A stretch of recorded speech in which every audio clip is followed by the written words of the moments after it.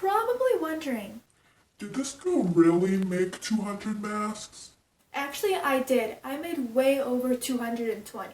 So what's the point? You're just wasting your time. Well, let me tell you why. So this all began in August 2020, specifically August 4th, the Beirut explosions in Lebanon. This explosion destroyed a lot of people's lives.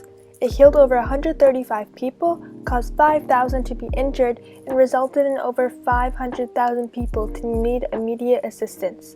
After this, the lives of Lebanese people will never be the same, and so is mine. My two friends Ria and Noor, my ride or dies, along with myself, immediately felt an urge to somehow help Lebanon out. Cue Mask for Lebanon. Mask for Lebanon is a small non-profit Instagram shop that me and my BFFs made, with Ria doing the advertising and networking, Noor filling in the gaps, and I, Dina, making the masks. We made a pretty good team. We sold over 140 masks and raised over $600 in profits, which is donated directly to the Lebanese Red Cross. Let me show you how I made 100 more. So the first thing I did was I traced out circles that are 8 inches in diameter, then I cut them out, and then I cut the circles in half, and I repeated that process for a bunch of fabric. Then you're going to take 2 halves of the circle and sew along the line, leaving an opening for the filter pocket. Just like this.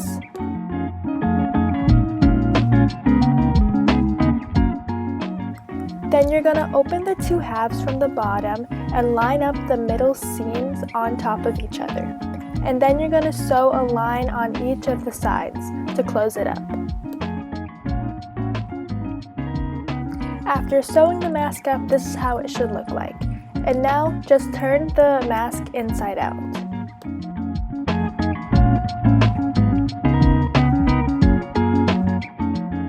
After turning the mask inside out, we're going to fold down the filter pocket hole so that we can hem it.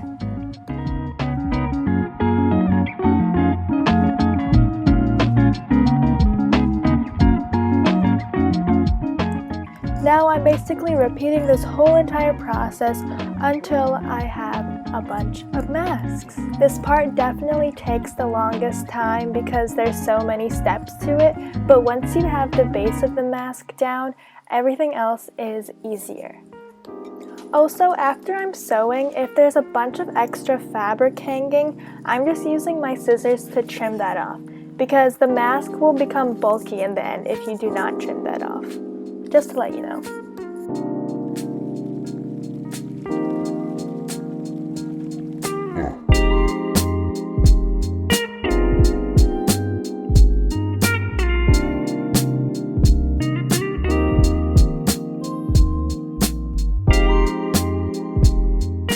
And there we have it, the base of the mask is done. Essentially, this is how the mask is going to look like without the elastics. So to prepare for the elastics, I'm first ironing the inside of the mask.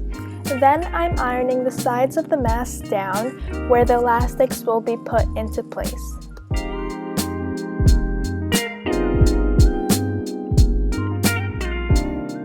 Voila, that is the mask.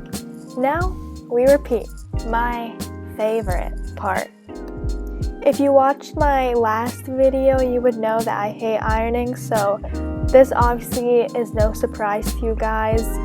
I swear, it just takes so long. Even though I'm using the steam setting on my iron, it just takes so long. I was literally doing this during class because I was so bored.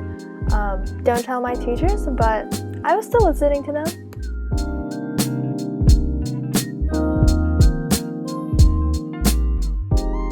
So the masks you see here are the black masks and the Halloween masks. The Halloween masks I think are my favorites because some of them turned out to be more on the orange side while others turned out to be more on the black side, and I thought the tie-dye pattern of the bleach made it look really nice.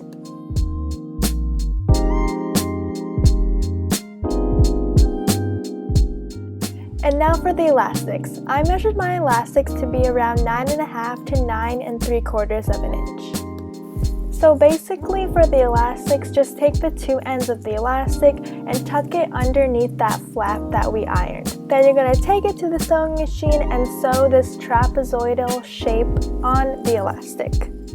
Sewing the elastic does in fact take practice. It also depends on the type of elastic you're using, so I recommend you use a thin piece of elastic to help you out if you struggle with the elastic getting stuck in the sewing machine, because that definitely happened to me when I was using a thicker elastic, and at the time I was still a beginner, so it just made things 10 times more complicated. Because I've done this process so many times, I feel like I could do this in my sleep now. Like, I've just been doing it way too much. I don't think I'm going to be making masks in a long time. Anyways, as I was sewing, I was listening to the Ed Milet Show podcast, and I recommend that you guys check it out if you want to improve like productivity, health, fitness, that kind of things.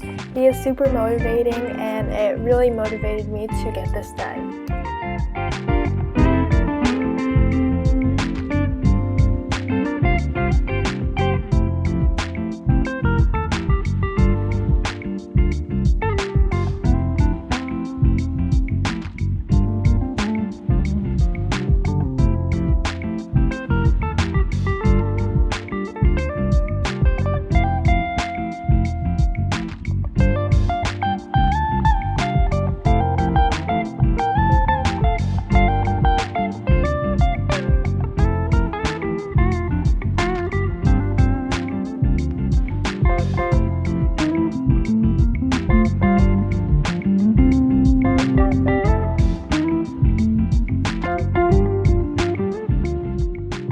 Now this is me making the last 4 masks.